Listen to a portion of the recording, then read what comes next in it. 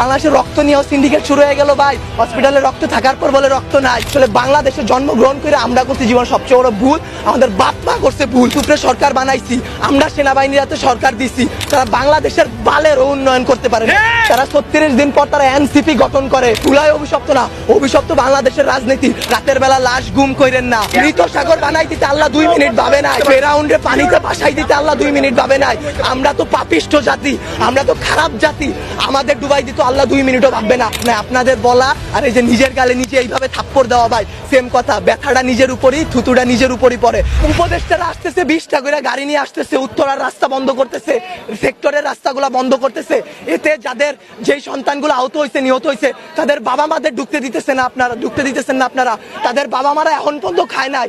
আমার মা শোকে শোকাহত হয়ে গেছে। আমরা 2 ভাই আসছি, আমাদের বোনরা আমরা নিয়ে গেছি। আমার এক বন্ধুর হাতের এইখান থেকে এই পর্যন্ত ওর ডান হাতের অবস্থা করুন ভাই, হাত কাইটা ফেলতে হয় কিনা সেটাই বোঝা যাচ্ছে না।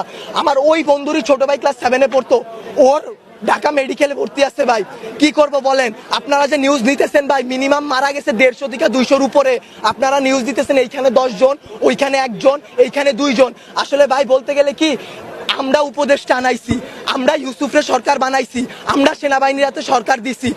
গালি ভাই ওই যে চিত হয়ে স্যাপ ফেললে কার উপরে পড়ে? নিজের উপরে পড়ে। ওইরকম ভাই গালি দিলেও নিজের গায়ে খারাপ